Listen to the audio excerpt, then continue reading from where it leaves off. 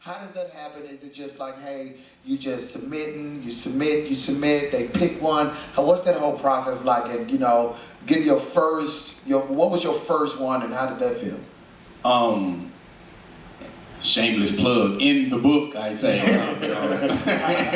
No, but my first one was it was a bad experience. It was Slim Thug and the Boss Hog Outlaws. It was just this, you know what I'm saying, this dope joint or whatnot. But short story long, somehow it got my homie Long Star hit me, and he was like, "Man, congratulations on your placement."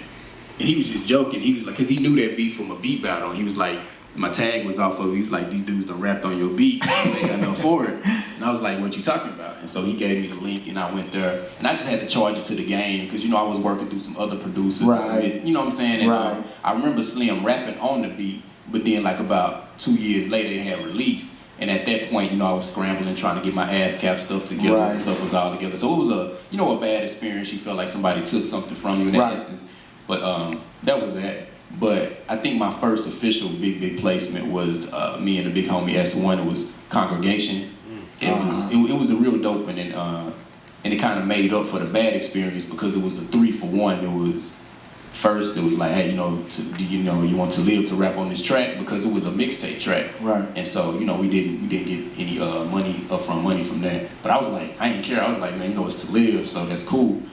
But then he was like, man, you know, I think he getting blacked out on it. And, you know, I've always been a big Roots fan. I was like, oh man, that's dope. And then like a couple days later, he was like, Ab-Soul gonna get on it. So it was just a cool, it really kind of sparked my career because, you know, credit to everything. So once I got to put in the credits that I worked with Ab-Soul, Black Thought, and Talib Kweli, just, you know, like a boom right there. Right. And I threw that Slim Thug one in there too, even though I didn't get the credit. So, you know, so now I have 4 mainstream artists that I work with, and it kind of, a lot of independent artists after that start gravitating towards me, and my name started kind of getting in the major music circles after that. Right.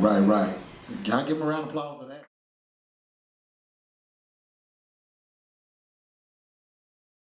Who are your top 5 producers other than yourself and me?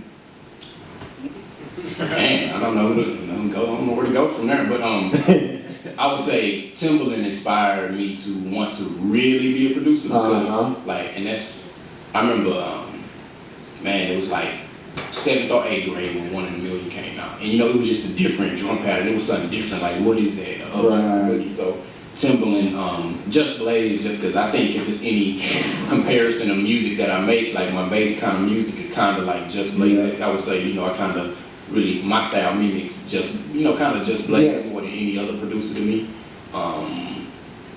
Pharrell, I really dig Pharrell, especially more than like the Neptune stuff. Like, Pharrell's dope in his own right, sound, but just the Neptune sound. Dr. Dre, just because he's just masterful with it.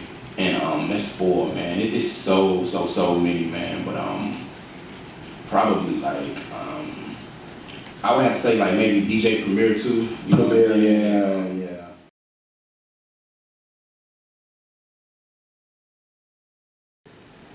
What's next for J.Rhodes?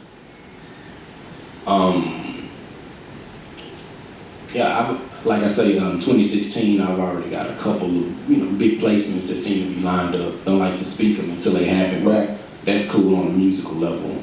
I've also thought about a lot of ideas as far as books to come, you know, because it just has to make sense. When I brand myself, I try to do, you know, fill voids that maybe haven't been filled. Right. So I just don't want to throw, you know, like These Beats Ain't Free Part 2, because, you know, I say so much about it already. I may do it, but I kind of got some ideas for other books because I really like this author thing. Like, even, like I said, even before I was a producer, I was a writer, so it comes natural to me. So more books, more book tours, more music. I'm really looking into potentially, from all the stuff that funnels in through all my other ventures outside of music, starting a label, in essence, of music. You know, it's easy to say that, but I want to build the infrastructure to help up-and-coming artists and producers. So that's kind of one of my ultimate goals, like a new age Motown. Right. Artist development is void in the game. It's just like, you know, be dope. You know what I mean? It's like ready-made artists. So I kind of want to take it back to those days, and just other business ventures. Like you know, a lot of them stemming from music, but even outside of music. Like I drove by somewhere in downtown and almost like thought about buying a parking lot, like just something random, like because I know they be cleaning up around fair time. You seen the boys cleaning up, so I was I'll give me a flag. give you a flag. Come on. So I was, you know, just a lot of different things. Like in 2016, like all the goals that I set in 2015, you know, at least all the business goals that I set in 2015, I've hit and I've surpassed. So I'm trying to double that. Okay. That's kind of what I'm trying to do. So just kind of double down on what I'm doing and then spread it out as well.